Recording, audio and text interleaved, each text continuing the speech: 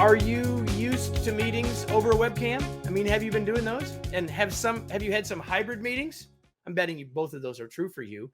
Let me ask you this. How effective have they been?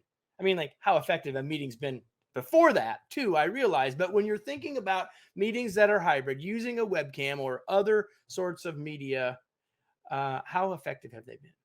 And would you like those meetings to be more effective, regardless of where people are located? Well, if so, you're in exactly the right place. Welcome to another live episode of the Remarkable Leadership Podcast. If you are here live with us on one of the social media platforms, start by saying hello. Tell us where you're from. We'll find out all of that in just a second. And while you're here, I want you to imagine that you're joining us for a cup of coffee. Share your questions, your comments, and your ideas. They'll make for a better conversation, eventually for a better podcast episode. If you're listening later, watching later on the podcast, you could have been here live. Well, you can't go back in time, but you could be here for future episodes and join into the conversation. I hope that you'll do that. And you can get those future live episodes and interact with us and see them sooner, in this case, by about 4 months sooner, by joining our Facebook or LinkedIn groups where you can get all that information. Just go to remarkablepodcast.com/Facebook or remarkablepodcast.com/LinkedIn. Speaking of LinkedIn, today's episode is brought to you by my LinkedIn learning course, Leading Virtual Meetings. You can check it out, learn more, and take the course from this link, kevineikenberry.com/virtual meetings, virtual meetings with a plural, right? And so let me now bring in our guest, and there she is. Ms. Karin Reed has joined us. Let me introduce her to you. If I can get my script back up here. It went away momentarily. Technology, there it Kevin. is. Let me introduce Karin to you. She is the CEO and Chief Confidence Creator of Speaker Dynamics, a corporate communications training firm.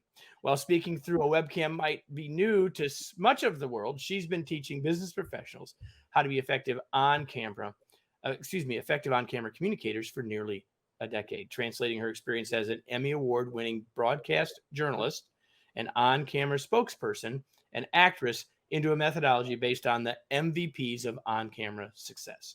Karin and her team have been the chosen training partner for some of the world's most recognized companies and most respected academic institutions, from Nike to Lenovo, from Duke University to the Graduate School of Business at Stanford. She's written 3 books, On-Camera Coach, Tools and Techniques for Business Professionals in a Video-Driven World, and co-authored 2 with Dr. Joseph Allen, one of the foremost thought leaders on meeting science.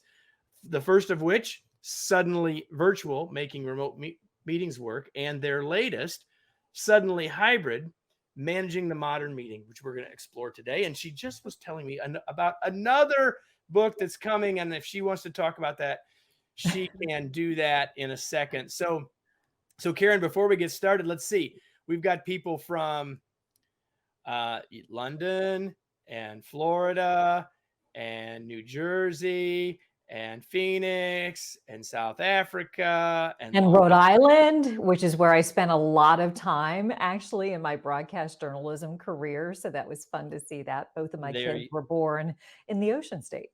There you go. And we got Rhode Island and Cambridge. And this gentleman is from the House of Flavors. He knows where that is. He's from my hometown in Michigan. So that's one of the best. If you're ever in Ludington, Michigan, you need to go to the House of Flavors and have some really delicious ice cream. So, Danny, I don't know if you're having ice cream at the minute, but if you're not, why not? It's noon. And we got other people from Michigan as well. So, hey, let's get into this, Karin. Let's talk about sort of how you end up here, broadcast journalism, all those things. And now you're writing books about hybrid meetings. So tell us a little bit about the process, because you certainly didn't know that was what was going to happen. Did not. No, that was not the original plan. So just to give you a kind of short walk through my career path, I began in broadcast journalism, worked primarily for NBC. I was based in Rhode Island. They had an owned and operated station there. Loved the job. Interviewed luminaries like Muhammad Ali and won an Emmy along the way, which was great. But I left the business in order to apply my skills in the corporate world. And what I found is that I would be brought in as the professional on-camera spokesperson, but more and more often, they were bringing people in from the corner office or even the corner cubicle to appear on camera alongside of me and expect them to perform at the same level of skill. That often did not go well. So I recognized a business opportunity to teach business professionals how to be good on camera communicators. So, as you mentioned, that was about a decade ago. And I primarily trained executive leadership teams, people who were de facto spokespeople. But when COVID hit, suddenly everybody was communicating through a camera. And I went from training the ELT to training the entire enterprise. So, it's been a really busy time for Speaker Dynamics. So, what happened in that time, Kevin, and tell me if I'm droning on too long, but I want to explain how I ended up in the meeting space. I was working with a company that had a subject matter expert who was a meeting scientist, and that is Dr. Joe Allen. We got together to do a webinar for them on the future of meetings. And we postulated that in 5 to 10 years from now, there would be many more virtual meetings with video at their core. So that happened the first week of March 2020. So what happened? Then the world went out, hit the fast forward button. What happened? Second to third week of March. Yeah, all the stuff we said 5 to 10 years would happen happened like overnight. So that began our collaboration. And we at first were going off and drinking from the fire hose of our own clients, trying to help them to figure out how to navigate these virtual meetings, and then realized, hey, how can we actually amplify our message? So we did so through the book Suddenly Virtual that you mentioned. Over the course of the year that it was out, more and more people were asking us about hybrid meetings, as the transition started to take shape. And, I was on a call with our publisher, with Joe, and I said, Joe, do we have anything new to write about hybrid meetings, more than what we have in our Suddenly Virtual book? And he said, Karin, we could write a book about it. And the publisher said, what? Don't tease me. And so suddenly we were actually writing a book about hybrid meetings as well. So, and the fourth book is actually a global book. It's under the For Dummies series. So it's Running Effective Meetings for Dummies. So that is in process right now. Perfect. So we're going to talk mostly about the hybrid book, the new book. It's right. It's over. If people are watching, they can see it over your shoulder, or they can see my copy right here. It looks good. So meetings were already hard. Like I've been in this business for a long time, and people have been complaining about meetings at all levels, from senior leaders to frontline employees, forever, at least in my lifetime. And so, and there's been more and more meetings as the years have gone on. And then, of course, with COVID and all of that, it changed at another level. So meetings were already hard, but then we moved to virtual and hybrid. So really what I wanted you to do, I find that a lot of times we have words that we toss around so much that they almost start to lose their meaning. And that word hybrid is starting to happen a little bit, because it means a lot of different things. So when you say a hybrid meeting, what does it mean? So that means basically you have people meeting in a variety of different ways in the same meeting itself. So for example, you'll have several people who are in the physical conference room, but you also could have several people who are joining via video, showing up on their individual screens through their webcams.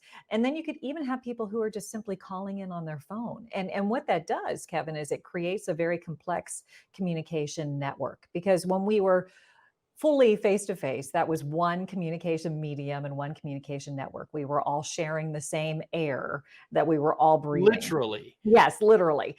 Whenever we went fully virtual, that was one communication network and one communication medium. We were all on one screen. And it was not as easy as face-to-face, but it was certainly easier than hybrid, because now you have to get all of these different inputs and outputs, to everybody else and manage that effectively. But the good news is, and what we share in our book, Suddenly Hybrid, is that there's a lot of promise shown by the early data that Dr. Allen and his team was able to gather. And that's the fact that they are the most participatory of any kind of meeting.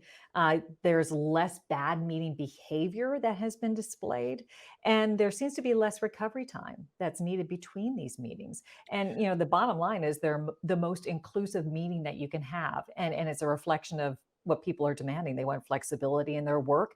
The only way to have people be able to communicate whenever they're located all over the place is through a hybrid meeting. So as I was reading the book and I read that research about more participatory, say more about what you mean by that exactly, and why do you think that is? Well, the caveat that we will say to the whole thing is those who were getting good results from their hybrid meetings we're doing the right things. And that is a really big important distinction to make, right? So if you go into a hybrid meeting and you don't have the proper, what we call hardware, software, and skillware to support it, it's not going to be good. So the hardware is, do you have the right technology that allows there to be what we would call presence for all? So, in the meeting room, do you have, a good camera, a good audio system, and large monitors so that people are reminded of the virtual people's presence, on the screen, their heads are large. The hardware at home, do people who are joining remote have their cameras on? Is their audio good that you can hear them clearly and effectively? Is their lighting good on their face so you can read their facial expressions? So that's the hardware. The software is, what kind of platform are you using? Is it one that's stable? Is it one that allows people to connect easily? But the skillware one is the one that a lot of people miss, which is, are people trained to operate in this new environment? Are leaders told how to facilitate a discussion whenever half of the people are virtual and half the people are in the room? Because what you're always going to be fighting is proximity bias. Say that you are leading a meeting from within the conference room. It is very natural and understandable that when you open up a conversation, that you might turn to your right and say, "Hey, Bob, what do you think?" But really, what we advocate is actually instead turning your attention to the screen first and saying, "Hey, Jane, I know that you are, remote. Can you tell us a little bit about what you think about this topic?" So those who were getting success with their hybrid meetings had put policies in place that allowed them to create meeting equity. And what I mean by that is, everybody might be meeting in a different sort of medium and way, but they all feel like they have an opportunity to be seen and heard. And this is a really critical component. Well, that's certainly always been an issue as well, right? Like there were an awful lot of meetings before when everyone was in the same place, or even today, that might all be in the same place where we might not have that level of meeting equity. So I think your caveat is a super important one, because until people have had the chance to learn some of the kinds of things that you and Dr. Allen are talking about, they're probably not going to get that level of participation. So I guess I want to ask this question. You said it, and I want to go into a little bit more about the whys of this in a second, but I think everyone already would understand it, that meetings are already hard. Virtual meetings added more complexity. Hybrid meetings add even more complexity. So why is it even worth it? I think that's a great question. I mean, one of the things that we also found, through the research is that, people honestly just like to be in the presence of others. We're social beings. And even if you can have some of the people be, sharing the same space, there's a different level of energy that's generated by that. And that can actually bleed into the virtual people's experience as well, as long as you invite them in. You don't want to be in a situation where they feel like they are watching a glorified live stream. You want to constantly be coming up with ways to bring them into the conversation and into the meeting. So there are a couple of different things that you can do. I mentioned the one, have remote speak first. So if you get to a topic of discussion, kick it off by allowing those who are on the screen to weigh in first. Rather than the people who are in the physical space. What that does is it orients everybody to who's in the meeting in the first place, so that they realize it's not just the people that they can reach out and touch, but also creating in-room allies. So for example, some of the organizations that we looked at had a policy of creating a buddy system. So say that, Kevin, you're going to be in the physical conference room. I'm going to be meeting virtually. You and I would be assigned to be buddies, and you would be the one who would say, if you get to a part of the conversation, "Hey, Karin has some unique experience with this. Why don't we have her, offer her opinion on this?" So you're my ally in the meeting room space. And the reason why this is important is it can be difficult to sometimes get a word in edgewise if you are joining remotely. So you need people who are not just the leaders, but the attendees as well to help you out. Yeah, even a skilled facilitator, two things. One, they might not know that Karin has that expertise or experience, but also it's just that, we often talk about the fact that, if you're the leader of the meeting, so you're responsible for the content of the meeting and the outcomes of the meeting, and you're facilitating the meeting as well, which means you're responsible for the process of the meeting, and you're a member of the team, so you have your own thoughts that you want to share. That's a lot of balls to juggle already. And so anything that we can do to help that person, which might Yes. be you, Yeah. is a very valuable. I think that buddy system piece is really, really great. One of the Yeah. things that that you talked about in the book that I certainly was aware of, but I didn't know the language that you used about it. And I think it's a really useful thing to talk about. It helps us get at this complexity issue, is the idea of fault lines. So can you talk about the idea of fault lines in general and then specifically to the hybrid meeting? So what can fault lines are a way of describing what can happen to a meeting if it's hybrid, that it fractures based upon how people are joining.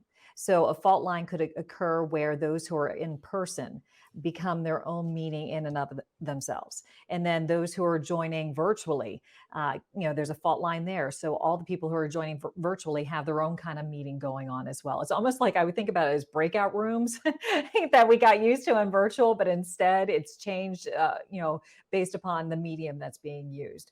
So those fault lines are very real. It's a very real and present danger. So you need to be able, as a facilitator, to ensure that doesn't happen. So that does require a meeting leader to be more proactive in making sure that you don't have those side discussions occur where people who are joining remotely might feel marginalized. You also want to encourage nonverbal forms of participation. So, we are really dependent upon chat when we were fully virtual. That is something that I would say continue to do in the hybrid world so that you continue to pull out that participation that is, equally valuable, but not, relying just upon verbal, because it's easier for people to talk if they're in the conference room itself. It's harder for people to get a word in edgewise if they're remote. But as a meeting leader, that also means that you need to be checking that chat. And one of the comments I'm seeing here is it seems like a challenge for most leaders to facilitate in the way you describe. Yeah, it is. And so what I would suggest is something else you'll find in our book, Suddenly Hybrid, adopting new roles for the people who are actually in the meeting itself. One of the roles. I want to get there. Can we get there? Can we save that Okay. for a couple minutes? Because I definitely want to get there. Absolutely. Because I want to go back. You hinted at it, and I think it's important. And certainly, but we've seen it as well. When we sent everybody virtual, we sent them with their laptop, which probably had a webcam on it, or we got them laptops that had webcams on, or eventually we got them webcams. Right? Here's one. No, it's not the one I'm using. Here's one. There's like three here, plus the fancy camera that I'm using. But the point, so we got people some technology in their remote space. But once we have some people back in the office, it's not just go into the conference room. So talk a little bit more about the technology needs in the physical space. Okay.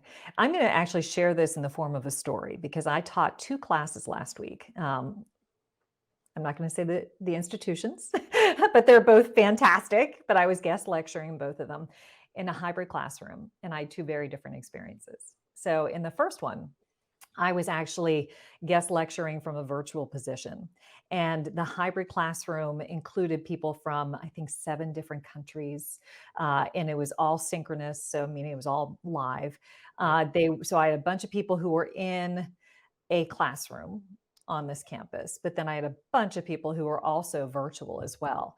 And the way it was managed and the way it was supported with the technology was fantastic. In the physical classroom, they had 3 different monitors. One had me big, just me on camera.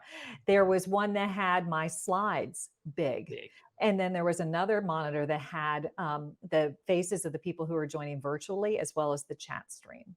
So all of that information was apparent and accessible, not just to those who were remote, but those who were in the physical classroom. Then I also had the professor who was moderating the questions that were coming in, which was really, really helpful. So, I make practice of whenever I'm teaching to stop periodically, and have there be dynamic discussion rather than me just like spouting information at them for 45 minutes. And she navigated those questions so well. And the questions came from the classroom and they also came from the virtual folks. So that was a great experience. I'm like, this is a great hybrid experience right here. The next class that I taught, I was actually teaching from an in-person standpoint. The majority of people were in person, but there were a couple of people who are hybrid, but their version, or who were virtual rather, but their version of a hybrid classroom was basically a laptop that was open with the webcam on, right? And I was periodically muted, periodically not, but they couldn't even see my slides. They could not, it wasn't a screen sharing situation. They were just using the laptop as a way to have them physically see me and hear me, but it was not the same experience. So you have to really consider what technology allows people to feel like they are part of the meeting and not feel like they are just outsiders looking in. Yeah, I think that's so very important because we're already, and we were talking about this already, that yes, there are things we can do to facilitate hybrid meetings more effectively. We're going to get to some more of those in a minute. And yet there is a true, real energy when we're physically together. And yes, there are things that we can do to extend that to those who aren't physically with us. And yet we got to be really careful for them not to become second-class citizens, so to speak. And what you just described in session 2 from Right. unknown institution number 2 makes it really hard for that not to be true for people. Like, Yeah, and actually Mary was asking, was it done on MS Teams or Zoom or WebEx? It was actually done on Zoom, but it was not the platform's fault. So it was the way of managing that whole experience. Having it set up in a way where you have that meeting equity that you've heard us mention several times. So I want to go to Mary's point and comment and say something else there, and that is that are there inherent advantages that one platform has over the other? And I'm confident that your situation is much like ours. You're conversant in, comfortable in more platforms than most people here have ever heard of, and yet it's rarely really the platform. Now, it might be the technology on site, right? The 3 big monitors is a really big advantage. Making sure that you've got microphones so that the people who are virtual can really hear the people in the room and not the 2 people closest to the microphone, Yeah. right? And while you were delivering a training session or learning session or whatever you want to call it, different than a truly interactive meeting, there's a whole level of what do we want to do in terms of people at distance being able to see the people in the room and not just a presenter like you or I. So like there's a whole bunch of stuff to think about, but it's rarely just the platform. It's really about us using the platforms in the ways that they're capable of being used.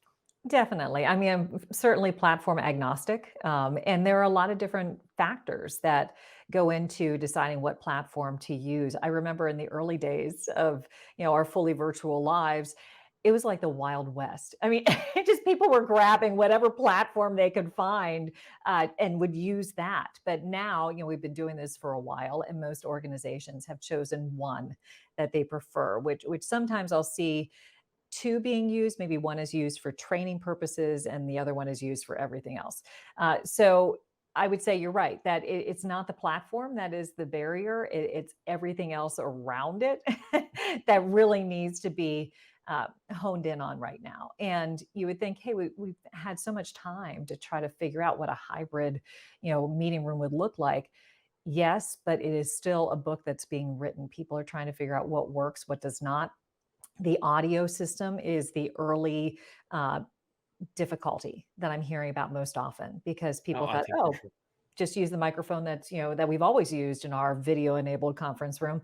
But that does It not didn't allow. work then either. So why were we Right, expecting it to exactly. work And better it now? doesn't allow everybody to be heard regardless of where they're seated. And that is such a huge part of it. And just what I've been talking about for a long time is people are more tolerant of poor video than they are of poor audio. And it makes sense because you can have a meeting without video. You can have a meeting without audio. So if you're going to invest, if there are people who are in IT who have some sort of influence on this, invest in your audio system because that is really, a key factor in the success of a meeting.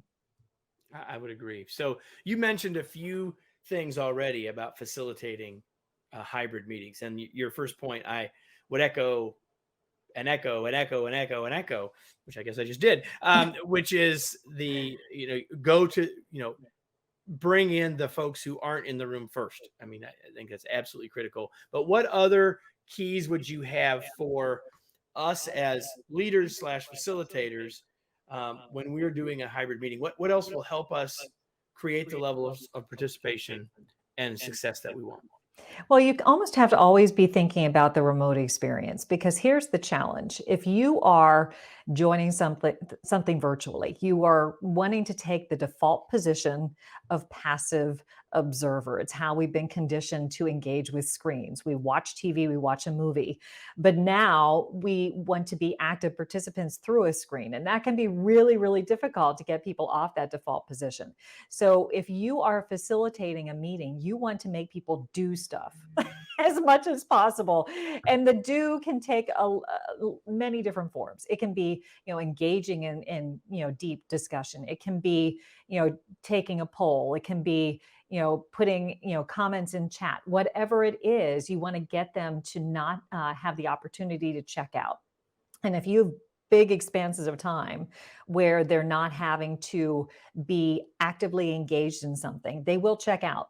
And the additional challenge, they'll check out and check out their phone is what they'll do. Right, exactly. I was going to say, if you're sitting in front of a computer and you're on a meeting, it's so easy to open another tab and do something else aside from attending the meeting. And so you have that sort of attending a meeting situation. So what I would say is that's the first thing, make people do stuff throughout. What that also means is rethink how you are using your time. We really lean into pre-work, that asynchronous work that can be done prior to going into the meeting that allows you to start at a higher level of understanding as you get into the meeting itself. Because you don't want to have a situation where it's information sharing one way for 30 minutes before you even start having a conversation, because it's really difficult for the remote folks to be able to stay tuned into that. So if you assign pre-work, and allow people to do that think time in advance. Once you get into the actual meeting, you can jump right into step 3, which is, okay, what are we going to do about what we just learned about? And that makes a whole different environment for any sort of meeting. It makes it automatically more engaging and interesting. So it's really key to do that. But I think also you have to be a proactive facilitator. You can't just let there be a free-for-all, because if you do that, guess who's going to be heard more than anyone else? Those who are in the physical conference room. So what we suggest is try to come up with a turn-taking policy that allows you to kind of control the flow of conversation. So that can be, okay, folks, if you are in the meeting room itself, please raise your hand and I'll call on you. If you are virtual, raise your emoji hand or put in chat that you have something to add.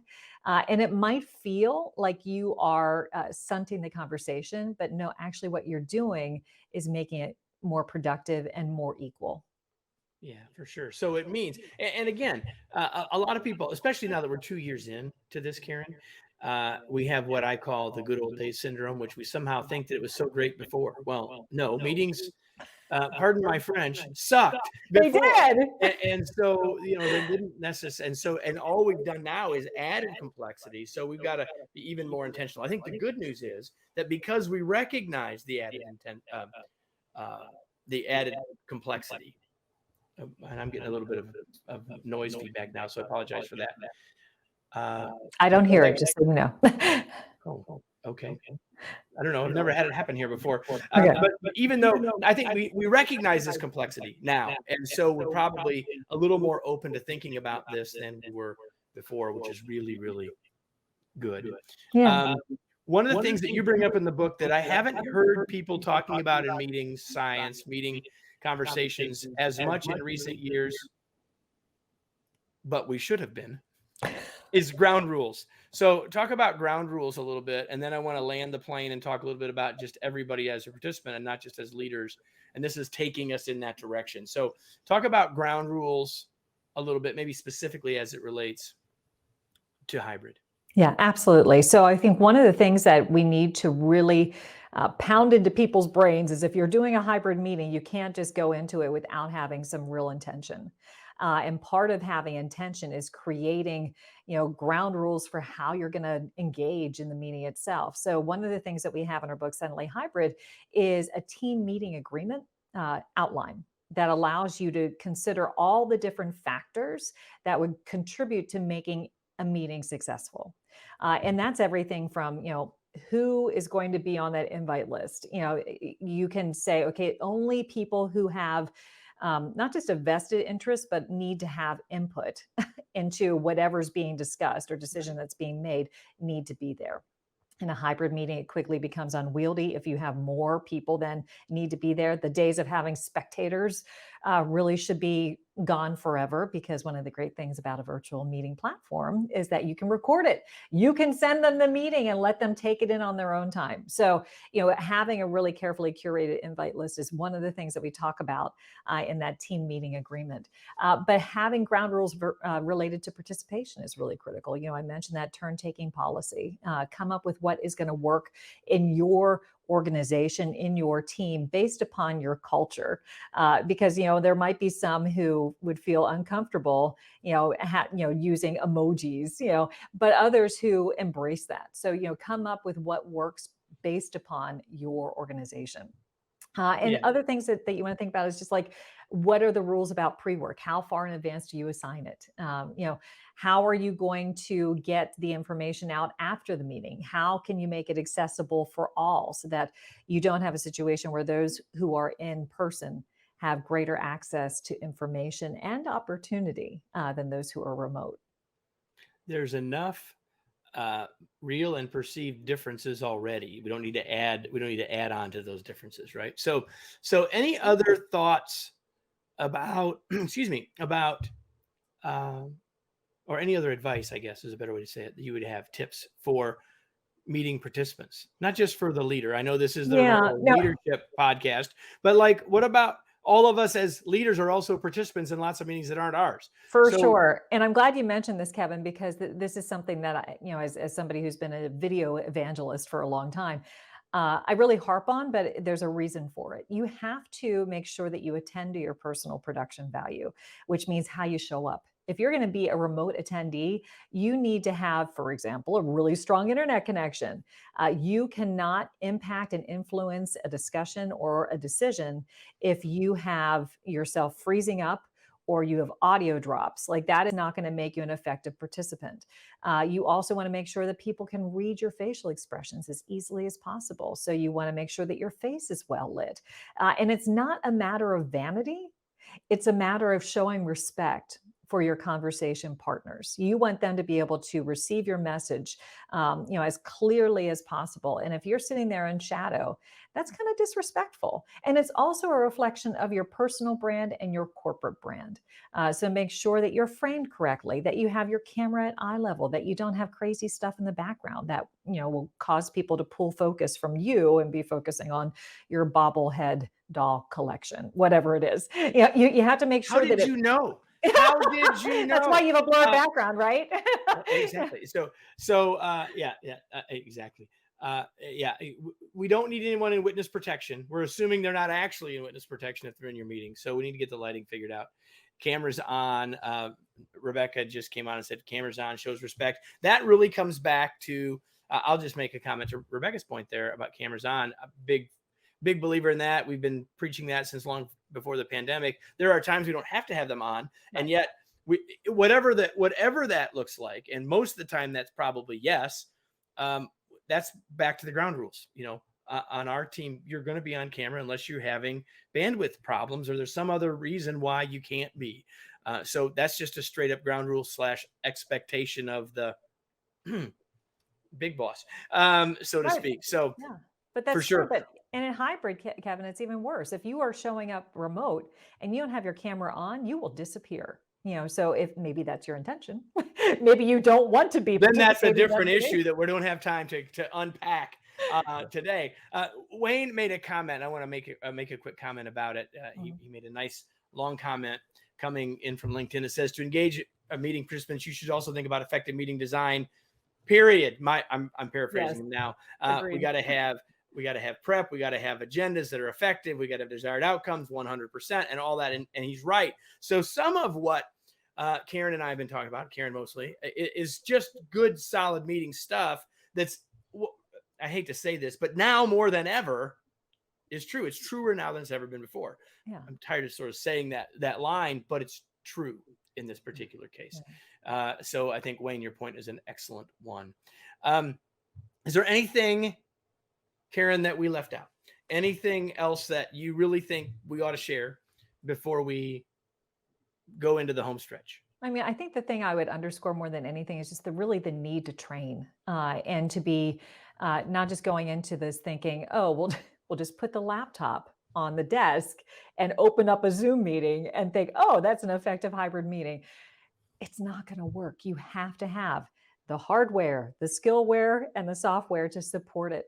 So allow your team to be trained up on this new way of communicating. And that means training them on the technology, because there's a lot of tools out there which are really fantastic, but they will, basically collect virtual dust if you don't teach them how to use it. So, get your IT department involved and have them do a quick primer on how to use whatever, tools that you are adopting. It makes a big, big difference. And then actually train up your leaders on how to conduct a meeting like this, but also let your team leaders train their teams so that they know how to engage in this new environment, because this is kind of uncharted territory. Yes, we've had hybrid meetings for a long time, but that was the case where you'd be in a meeting, mostly everybody's there, and maybe somebody would dial in and they'd be promptly forgotten. But now, I mean, you really need to lean into this hybrid meeting methodology, because it's not going away. Flexibility is, a high priority for the workforce. And if you are going to be hybrid, not just, in name only, you need to have policies around hybrid meetings to actually have it be effective. Lori makes a comment that says, we're the 10% that care. It's sort of, I always feel like when we're doing these, I'm preaching to the choir. We're having these conversations with people that really do care. And she says that she hopes that all of us can advocate for making meetings more effective. Here's what I would tell you. Don't look to the rest of your organization and they need to figure this out. You need to figure this out. When you figure this out as a leader and make your meetings better, you're changing the organization for the better. And it won't be long before people are going to say, what is Lori doing differently? Her meetings are working and mine aren't. It all starts with us 100%. And so don't wait and don't wish. And while you're waiting for the book to arrive, suddenly hybrid, just start doing some of the stuff we've talked about. So I've got a couple final things for us to talk about, Karin, before we finish. And one is this: what do you do for fun? Forget, like you're not on camera all day long. Pretty confident of that. Well, I'm writing another book. Well, so, I know, there's not a whole lot of time in between, but actually I do play tennis pretty actively. So that's something I almost force myself to do, because I did have a time where I was not doing a lot of self-care. I recognized that was bad. So I am a pretty avid tennis player. Awesome. And the only thing you knew I was going to ask you, what are you reading these days? Now, everybody, we don't have time for her to unpack the long version of the story. I will. But she's this goal-oriented person. She told me what the book is, so lay it on us. I'm reading Lord Jim because it's on some list of the 100 best books ever written. And I was really upset to see that I had not read them all. So I'm actually wading my way through this list. I think it's number 85, and I started with number 1 rather than starting at 100. And my son is like, "Why did you do that? Your books are getting worse as you go." And I'll just leave it at this. From what she told me before we started, everybody, she wouldn't put it on her top 100 list. We'll leave it at that. But here's the thing, one of the reasons I've asked this question, Karin, from everybody that's really been on the show, is that I've always wanted to learn from smart people about what they read and why they read it. And so even if you don't, others, there might be someone, if you're here and you love that book, if you're here live and you love that book, give us the counterpoint real quick. But Lord Jim is the book. Yes. And the book that you want us all to read is Suddenly Hybrid, Managing the Modern Meeting. So Karin, where can people learn more about the book and your work? Where do you want to point people before we finish? The best place to go to, Kevin, is our website, which is speakerdynamics.com. It's on your screen right now. And there you'll find everything from the books that I've written, as well as our training options, kind of our philosophy, as well as Speaker Dynamics University, which is our online training platform that allows you to take upon yourself to improve in how you manage these virtual meetings and hybrid meetings. Perfect. Everybody, I've got one last question. It's the question that I ask all of you every week. I'm done asking Karin questions. I'll thank her in a second. But the question for all of you is this: now what? What action are you going to take as a result? Maybe it's as simple as saying we need to set some ground rules for our hybrid meetings. Maybe it's taking a look at building a checklist of things. Maybe it's thinking about some different roles. Maybe it's just remembering to lean into those folks who are remote and not in the room first, whatever it might be. And there's 50 other things that you might have written down. None of this time that you spent will have made of any value to you or to your organization or your team unless you take some action. We hope that you'll do that. Karin, thank you so much for being here. It was such a pleasure to have you. Kevin, thank you so much. It was a great conversation. I really appreciate the opportunity. And everybody, if you love this, that means you want to come back, right? Every week, another episode of the Remarkable Leadership Podcast. I hope you'll join us then. And you can always go backwards. Plenty of other great stuff in the past as well. Have a great week, everybody. Make it a remarkable day.